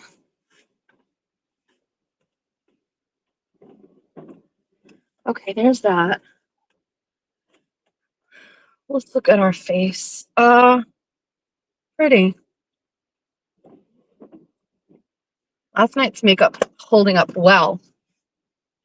Hat, we don't need. Let's see. I have my court bag with me. So, all right, let's get rid of the phone here. That's done. We have all of the things. Let's do an extra piece of gum because this one is already small. Wallet.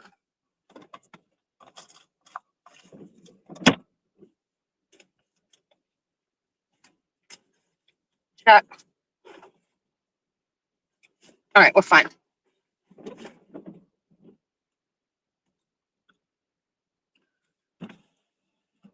No, I didn't wash my makeup from last night.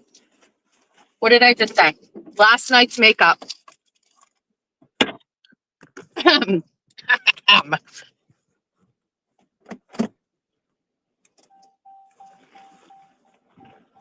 We got to tie our shoes. Oh, it's cold.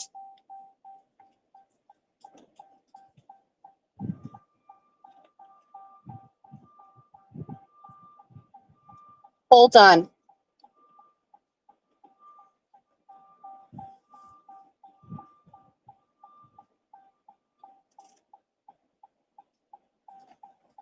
Everything's fine. It sounds like it's not, but it is.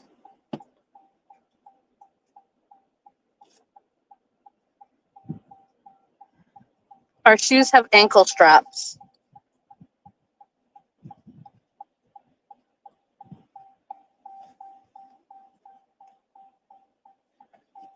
Okay. All right. Keys in here. What do I get from you? Okay.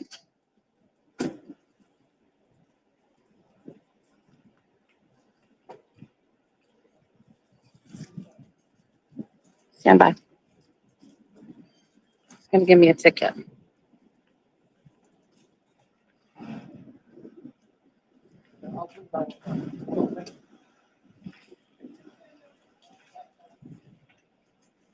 Just stand underneath this. It's raining.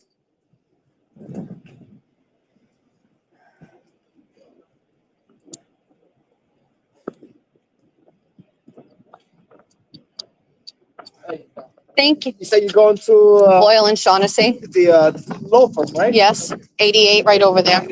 Yes. Okay. And this will be 40, you said? Oh, yeah.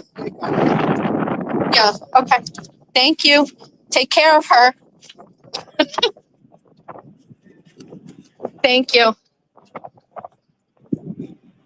All right. I may have to get, this is the building. We're close. Oh, how do I?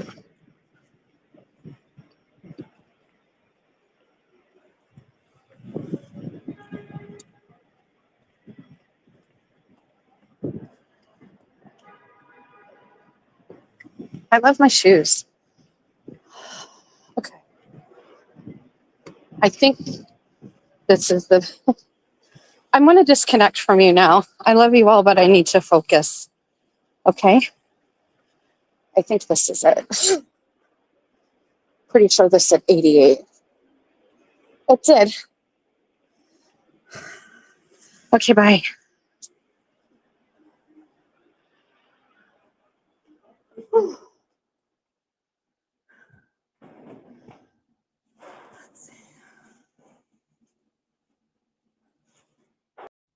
It's all your favorite Jess Machado